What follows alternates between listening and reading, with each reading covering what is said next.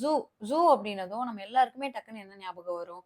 அங்க வந்து அனிமல்ஸ் இருக்கும். நம்ம போய் வேடிக்கை பார்க்கலாம். சம்டைம்ஸ் அதுக்கு சாப்பாடு கூட நம்ம குடுத்துட்டு வரலாம். அதோட லைஃப் ஸ்டைல் என்ன? அது டெய்லி என்ன பண்ணுது? அப்படிங்கிறத நம்ம போய் பார்க்கலாம். அப்படி இல்ல அப்படின்னா, அது கூட ஃபோட்டோ எடுத்துட்டு நம்ம வந்துருவோம். ஸோ ஜூன்னு சொன்னதும் நம்மளுக்கு டக்குன்னு ஞாபகம் வர்றது என்னதுன்னா, அது அனிமல் ஜூ அப்படிங்கிறதெல்லாம் டிஃபரன்ஸ் தெரியாது. ஜூனாலே நம்மளுக்கு அனிமல்ஸ் தான் அங்க இருக்கும் அப்படிங்கிறது ஞாபகம் வரும்.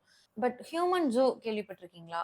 நம்மளுக்கு நெறைய பேருக்கு தெரியாத ஒரு டார்க் சாப்டர் வந்து நம்மளோட ஹிஸ்டரியில இருக்கு.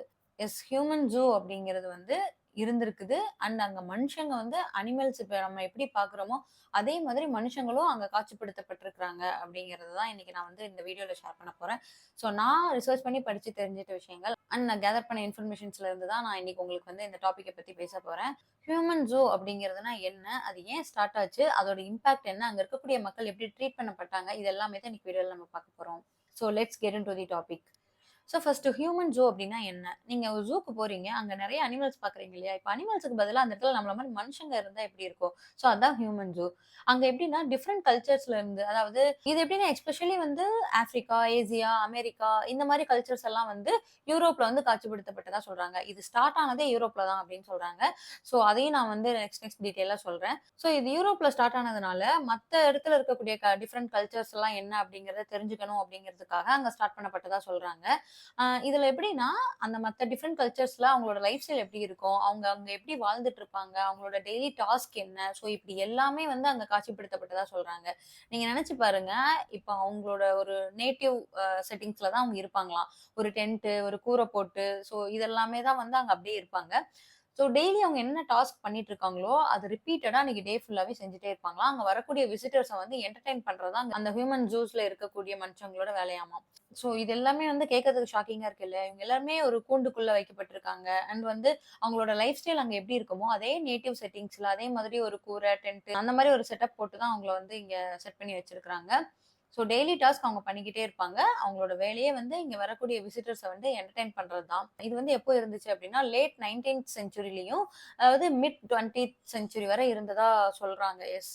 அண்ட் இது ரொம்ப அதிகமா எங்க இருந்துச்சு அப்டின்னா, யூரோப் அண்ட் அமெரிக்கா. இந்த ஐடியாவ ஏன் அவங்க ஸ்டார்ட் பண்ணாங்க அப்டின்னா, நம்மளோட வெஸ்டர்ன் சிவிலைசேஷன்ல வந்து நம்ம எப்படி முன்னேறி இருக்கிறோம். அதாவது இந்த டிஃபரெண்ட் கல்ச்சர்ல இருக்கக்கூடியவங்க இன்னும் எவ்ளோ பிரிமிட்டிவா இருக்கிறாங்க. இன்னும் வந்து ரொம்ப சிம்பிளா, இன்னும் வந்து அட்வான்ஸ்ட் ஆகாம, ஒரு பழைமையா இருக்கிறாங்க அப்படிங்கிற மாதிரி அவங்கள வந்து காட்சிப்படுத்தியிருக்கிறாங்க. ஸோ அவங்களோட சுப்பீரியர் அந்த ஒரு மைண்ட் செட், அந்த கொலோனியல் மைண்ட் செட்ன்னு சொல்லுவாங்க இல்லையா? ஸோ அதுதான் வந்து இதுக்கு ரீசன். ஸோ ஹியூமன் ஜூ அப்படிங்கிறது எங்க எப்படி ஸ்டார்ட் ஆச்சு? அது இப்போ முடிவுக்கு வந்துருச்சா? இல்ல இன்னுமே ஹியூமன் ஜூ அப்படிங்கிறது இருக்குதா? அப்படிங்கிறது இதுல பார்க்கலாம். ஸோ இது ஃபர்ஸ்ட் நான் சொன்னேன் இல்லையா? யூரோப்ல தான் ஸ்டார்ட் ஆச்சு. 1889ல பாரிஸ்ல வந்து ஒரு வேர்ல்ட் ஃபேர் அப்படின்னு சொல்லிட்டு இத ஸ்டார்ட் பண்றாங்க. இங்க வந்து டிஃபரெண்ட் கல்ச்சர்ஸ்ல இருக்கிற மக்கள வந்து காட்சிப்படுத்துறாங்க. அப்போ வந்து ரொம்ப நார்மலான ஒரு காட்சிப்படுத்துற மாரி தான் செட் பண்ணியிருக்கிறாங்க. இந்த சோ கால்டு பிரிமிட்டிவ் கல்ச்சர்ன்னு சொல்லுவாங்க இல்லையா? சோ அந்த ஒரு மைண்ட் செட்ல தான் இத வந்து ஸ்டார்ட் பண்றாங்க. இதெல்லாமே வந்து இவ்ளோ டிஃபரெண்ட்டா இருக்கு. பாருங்க, நம்மள விட நம்ம வந்து எவ்ளோ சுப்பீரியரா இருக்கோம். நம்ம வந்து எவ்ளோ அட்வான்ஸ்ட் ஆயிட்டோம் அப்படின்னு சொல்லிட்டு காட்சிப்படுத்தப்பட்டதா சொல்றாங்க. அந்த ஒரு மைண்ட் செட் இருந்து தான் இது பண்ணதா அப்படின்னு சொல்றாங்க. இது அப்படியே வந்து வேர்ல்டு ஃபுல்லா ஸ்ப்ரெட் ஆகுது. அதுக்கப்புறம் இது அமெரிக்கா, பெல்ஜியம் இந்த மாரி நெறைய இடங்கள்ல ஸ்ப்ரெட் ஆகுது. சோ அங்கேயும் வந்து இந்த ஹியூமன் ஜூ அப்படிங்கிறது ஒரு டைம்ல ஸ்டார்ட் பண்ணப்படுது. அமெரிக்கால வந்து 1904ல வந்து இன்டிஜினியஸ் பீப்பிள், அதாவது டிஃபரெண்ட் கல்ச்சர்ஸ்ல இருந்து உலகம் முழுக்க இருக்கக்கூடிய மக்கள வந்து இங்க நாங்க காட்சிப்படுத்துறோம் அப்படின்னு சொல்லி ஒரு வேர்ல்டு ஃபேர் வந்து செட் பண்றாங்க. சோ இப்போ அமெரிக்கால ஃபர்ஸ்ட் டைம் அப்பதான் அங்க ஸ்டார்ட் ஆகுது. இது வந்து ஒரு வேர்ல்டு ஃபேர். இங்க வந்து நம்ம வந்து டிஃபரெண்ட் கல்ச்சர்ஸ வந்து காட்சிப்படுத்துறோம் அப்படிங்கிறத தாண்டி இது ஒரு டைம் அப்படியே போக போக எப்படி ஆகுது அப்படின்னா, ரொம்ப கொடுமைப்படுத்த ஸ்டார்ட் பண்ணிடுறாங்க. அவங்கள வந்து பிசிக்கல் அப்யூஸ் பண்றதா இருக்கட்டும், ஆர் வந்து சைக்காலஜிக்கலா அவங்கள வந்து கஷ்டப்படுத்துறதா இருக்கட்டும், நெறைய வந்து அவங்களுக்கு ரொம்ப கஷ்டத்த குடுத்து, அவங்கள அடிச்சு, பட்டினி போட்டு, இந்த மாரி பண்ணி ஒரு ஒரு கொடூரமான ஹியூமன் ஜூ அப்படிங்கிற அளவுக்கு வந்துருச்சு அப்படின்னு சொல்றாங்க. ஸோ இத நெறைய பேர் வெளியில இருந்து பார்த்தவங்க வந்து அத கிரிட்டிசைஸ் பண்ண ஸ்டார்ட் பண்றாங்க. ஸோ அப்போ வந்து ஒரு சிவில் ரைட்ஸ் மூவ்மெண்ட் அப்படின்னு ஒண்ணு நடக்குது. ஸோ இதனால வெளியில இருந்து பார்க்கக்கூடிய மக்கள் வந்து அத சில பேர் சோசியல் ஆக்டிவிஸ்ட் எல்லாம் இருப்பாங்க இல்லையா?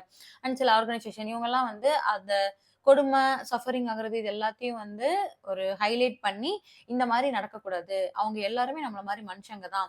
ஸோ அவங்களுக்கும் ஈக்குவல் ரைட்ஸ் இருக்குது. ஸோ ஹியூமன் ரைட்ஸ பத்தி நீங்க கொஞ்சம் படிங்க அப்படின்னு சொல்லிட்டு நெறைய வந்து அத பத்தி ஹைலைட் பண்ணி பேசி ஒரு சிவில் ரைட்ஸ் மூவ்மெண்ட்டா இத எடுத்துட்டு போறாங்க. ஸோ இந்த சிவில் ரைட்ஸ் மூவ்மெண்ட் ஏன் நடந்துச்சு அப்படின்னா, இவங்க எல்லாருமே வந்து நம்மள மாரி மனுஷங்க தான். இவங்களுக்கும் டிக்னிட்டி இருக்கு. இவங்களுக்கும் நம்ம ஈக்குவலா எல்லாமே குடுக்கணும் அப்படின்னு சொல்லிட்டு, ஹியூமன் ரைட்ஸ பத்தி கொஞ்சம் படிங்க அப்படின்னு சொல்லிட்டு நெறைய சோசியல் ஆக்டிவிஸ்ட் எல்லாம் பேச ஆரம்பிக்கிறாங்க. ஸோ ப்ரொடெஸ்ட் பண்றாங்க. ஸோ இதெல்லாமே வந்து மிட் 20ஸ்ல அதாவது 1950ஸ்ல வந்து அந்த ஹியூமன் ஜூ அப்படிங்கிறது வந்து ஃபுல்லாவே டிஸ்மேண்டில் பண்ணப்படுதாங்க. ஸோ இதெல்லாமே ஓகே. ஏன் வந்து இந்த ஹியூமன் ஜூ அப்படிங்கிறது ஸ்டார்ட் பண்ணாங்க? ஏன் வந்து இது கன்டின்யூ ஆச்சு? அப்படிங்கிறதுக்கு ரீசன் என்ன அப்படின்னா, நெறைய ரீசன் சொல்றாங்க. அதுக்கு மெயினான ரீசனா அவங்க சொல்றது என்ன அப்படின்னா, colonial mind set and racism அப்படின்னு சொல்றாங்க. ஸோ இந்த கொலோனியல் மைண்ட் செட் அப்படிங்கிறது என்னன்னா, ஒரு பிலீஃப் நம்ம தான் வந்து மத்த கண்ட்ரீஸ் எல்லாத்தையும் விட நம்ம தான் வந்து சுப்பீரியர். நம்ம மக்கள் தான் வந்து ரொம்ப அட்வான்ஸ்டா இருக்கிறோம். இன்னும் வந்து யாருமே வந்து அட்வான்ஸ் ஆகல அப்படிங்கிறத வந்து ஒரு பிலீஃபாவும் அண்ட் அத ஜஸ்டிஃபை பண்ற மாதிரியும் அவங்களோட டாமினன்ஸ் வந்து ஜாஸ்தியா இருக்கு அப்படிங்கிறது ஜஸ்டிஃபை பண்ற அந்த ஒரு மைண்ட் செட்லயும் தான் இத ஸ்டார்ட் பண்ணதா சொல்றாங்க. கொலோனியல் எரா அப்படின்னு சொல்றாங்க. இந்த டைம்லலாம் வந்து அவங்க ரொம்பவே நம்புனாங்க. நம்ம தான் வந்து மத்த எல்லா கல்ச்சர் அண்ட் கண்ட்ரீஸ விட சுப்பீரியர் அப்படின்னு சொல்லிட்டு. ஸோ இந்த டாமினன்ஸ காட்டுறதுக்காக தான் ஸோ இந்த மாதிரி பிரிமிட்டிவ் லைஃப் ஸ்டைல் அப்படின்னு சொல்லிட்டு அவங்க அங்க காட்சிப்படுத்தப்பட்டாங்க அப்படின்னு சொல்றாங்க. அண்ட் அந்த ஹியூமன் ஜூஸ்ல இருக்கக்கூடிய மக்கள் வந்து எந்த அளவுக்கு கொடுமைப்படுத்தப்பட்டாங்க அப்படின்னா, அவங்களோட டெய்லி ஒர்க், அவங்களோட டெய்லி டாஸ்க்ன்னு ஒண்ணு இருக்கும் இல்லையா? அவங்களோட நேட்டிவ் செட்டப்ல வந்து அங்க செட் பண்ணி வச்சிருப்பாங்க. ஒரு கூரையா இருக்கட்டும், இல்ல அவங்க செய்யக்கூடிய வேலைகளா இருக்கட்டும், என்ன தொழில் அவங்களோட கலைகள், அவங்களோட தொழில் ஒரு டான்ஸா இருக்கட்டும். ஸோ இது எல்லாமே வந்து டெய்லி அவங்க பெர்ஃபார்ம் பண்ணணும். அதுவும் ஒன்ஸ் ஆர் ட்வைஸ்லாம் இல்ல. விசிட்டர்ஸ் வரும்போது எல்லாமே அவங்க ரிப்பீட்டடா அந்த ஒர்க்க வந்து அவங்க பண்ணிக்கிட்டே இருக்கணும். அவங்களோட டாஸ்க் என்னன்னா, அன்னைக்கு டே ஃபுல்லா அதுதான். விசிட்டர்ஸ் வரும்போது அவங்கள என்டர்டெயின் பண்ணணும். அவங்களோட டாஸ்க்க வந்து அவங்க பெர்ஃபார்ம் பண்ணிக்கிட்டே இருக்கணும். இப்போ திடீர்னு அவங்க பெர்ஃபார்ம் பண்ணாம விட்டுட்டாங்க அப்படின்னா, அவங்கள அடிக்கிறது, அவங்கள பட்டினி போடுறது, ஸோ இந்த மாரி நெறைய கொடுமைப்படுத்தியிருக்காங்க. ஸோ அங்க வரக்கூடிய விசிட்டர்ஸ் வந்து ஒரு ஸ்டீரியோடைப் மைண்ட் செட்டோட இருப்பாங்க இல்லையா? அதாவது இங்க இருக்கக்கூடிய மக்கள் இப்படிதான் அப்படிங்கிறது அவங்க மைண்ட்ல ஒண்ணு இருந்திருக்கும். ஸோ அது வந்து அங்க இருக்கணும் எக்ஸாக்ட்டா அப்படிங்கிறதுக்காகவே இந்த டாஸ்க் எல்லாம் பெர்ஃபார்ம் பண்ணப்பட்டதா சொல்லப்படுது. இந்த மாதிரி நெறைய கொடுமை அங்க படுத்தியிருக்காங்க. நான் ஒரு எக்ஸாம்பிள்க்கு சொல்றேன். நம்மளோட கல்ச்சர்ல இருந்து நம்மளோட பாரம்பரிய கலைகள் இருக்கட்டும், இல்லன்னா நம்மளோட பாரம்பரிய தொழிலா கூட இருக்கட்டும். ஸோ இப்படி ஏதாவது ஒண்ண அங்க பெர்ஃபார்ம் பண்ண வைக்கிறாங்க அப்படின்னா, டே ஃபுல்லா பெர்ஃபார்ம் பண்ண வைக்கிறாங்க. நம்ம சரியா பெர்ஃபார்ம் பண்ணல அப்படின்னா, நம்மள அடிச்சாங்க, உதைச்சாங்க, அண்ட் நம்மளுக்கு சாப்பாடு போடல, பட்டினி போடுறாங்க அப்படின்னா, அத எந்த அளவுக்கு கொடுமைப்படுத்தியிருக்காங்க அப்படிங்கிறது இதுல இருந்தே உங்களுக்கு தெரிஞ்சிருக்கும். நீங்க நீங்க இன்டர்நெட்ல போய் ஹியூமன் ஜூ அப்படின்னு போட்டாலே தெரியும். நெறைய இமேஜஸ் வரும். அதுல நீங்க பார்க்கலாம். ஸோ நான் ரியல் லைஃப் எக்ஸாம்பிள்ஸ் வந்து நான் சிலது சொல்றேன். கோட்டபெங்கா அப்படிங்கிற ஒரு பெர்சன் 23 வயசு பையன். இவங்க வந்து அமெரிக்கால இருக்கக்கூடிய அந்த பிரான்ஸ் ஜூ அப்படிங்கிறதுல ஒரு மங்கி ஹவுஸ்க்குள்ள வைக்கப்படுறாங்க, காட்சிப்படுத்தப்படுறாங்க. அந்த மங்கி ஹவுஸ்ல இருக்கக்கூடியவங்களும் இவங்களுக்கும் பெரிய டிஃபரன்ஸ் இல்ல. ஒரு மிஸ்ஸிங் லிங்க் அவ்வளவுதான்.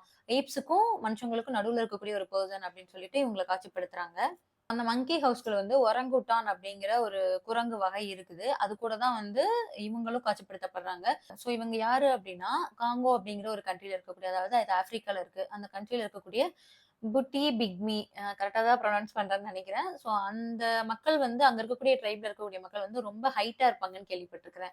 ஸோ அந்த ஒரு ட்ரைப் கூட்டத்துல இருந்து வந்த இந்த ஒரு பையன 23 வயசு பையன். இவங்கள வந்து காட்சிப்படுத்துறாங்க. இவங்களுக்கு நெறைய பிசிக்கல் அபியூஸ் நடக்குது. சைக்காலஜிக்கலா ரொம்ப அஃபெக்ட் ஆகுறாங்க. ஸோ இப்படி நெறைய அஃபெக்ட் ஆனதுனால அந்த சிவில் ரைட்ஸ் மூவ்மெண்ட் எல்லாம் நடந்து அதுக்கப்புறமாச்சும் இவங்க லைஃப் நல்லா இருந்துச்சா? பெட்டரா ஆச்சா? அப்படின்னா கிடையாது. இவங்க வந்து ஒரு டைம்ல இது எல்லாமே அவங்களுக்கு ஒரு ட்ராமா மாதிரி ஆகி ஒரு டைம்ல சூசைட் பண்ணிக்கிறாங்க. ஸோ அந்த அளவுக்கு வந்து அந்த ஹியூமன் ஜூல இவங்கள கொடுமைப்படுத்தியிருக்கிறாங்க. நெக்ஸ்ட் ஒன் வந்து சாரி ஜார்வி. அதாவது 878ல வந்து சமி பீப்பிள் ஃபின்லாண்ட்ல இருந்து வந்த சமி பீப்பிள் அப்படிங்கிறவங்க வந்து அங்க காட்சிப்படுத்தப்படுறாங்க.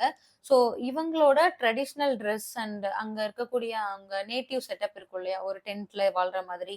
ஸோ விசிட்டர்ஸ் வந்து இது எல்லாத்தையும் ரொம்ப க்ளோஸ்டா வாட்ச் பண்ற மாதிரி கூட அவங்கள வச்சிருக்காங்க.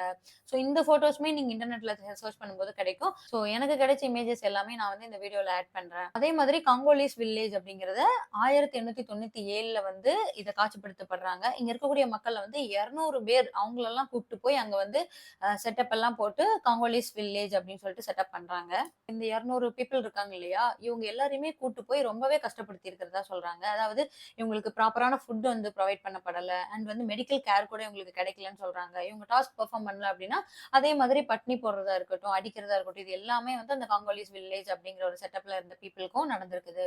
ஸோ தேங்க்ஃபுல்லி இது வந்து ஒரு டைம்ல வந்து எண்டுக்கு வருது. அது எப்போ அப்டின்னா, மிட் 20ஸ்ல. இது எதனால அப்டின்னா, இந்த சோசியல் ஆக்டிவிஸ்ட் அந்த சில ஆர்கனைசேஷன் எல்லாமே வந்து இந்த சிவில் ரைட்ஸ் மூவ்மெண்ட் இதெல்லாம் எடுத்து வச்சு, அது கொஞ்சம் கொஞ்சமா வந்து ஹியூமன் ரைட்ஸ பத்தி பேசி புரொட்டஸ்ட் பண்ணி, இப்படியெல்லாம் இருக்கக்கூடாது. நம்ம எல்லா மனுஷங்களும் ஒண்ணு தான் அப்டின்னு சொல்லிட்டு, இந்த புரொட்டஸ்ட்ட வந்து எடுத்துட்டு வராங்க.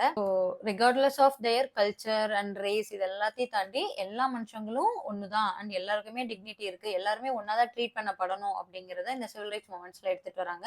ஸோ இது அப்படியே கொஞ்சம் கொஞ்சமா வந்து 1950கள்ல டிஸ்மேண்டில் பண்றாங்க. ஃபுல்லாவே ஹியூமன் ஜூ அப்படிங்கிறத டிஸ்மேண்டில் பண்ணிட்டாங்க. இந்த ஹியூமன் ஜூ அப்படிங்கிறது எவ்வளவு கொடூரமா, எவ்வளவு டெரிபிளா இருந்திருக்கு அப்படிங்கிறத இப்ப நான் சொன்னதிலே தெரிஞ்சிருப்பீங்க. நீங்க உங்களுக்கு இன்னுமே நிறைய தெரிஞ்சுக்கணும் அப்படின்னா நீங்க இன்டர்நெட்ல போய் ஹியூமன் ஜூ அப்படின்னு போட்டாலே வரும். நிறைய இமேஜஸ் வரும். அதுல நீங்க பாருங்க. அவங்க எந்த அளவுக்கு கொடுமைப்படுத்தப்பட்டிருக்காங்க அப்படிங்கிறது தெரியும். ஸோ இதே மாதிரி ஒரு ஹிஸ்டரி அண்ட் நியூ இன்ஃபர்மேஷனோட நான் நெக்ஸ்ட் வீடியோல வரேன். ஸோ தேங்க்யூ ஃபார் வாட்சிங். See you next time. நன்றி.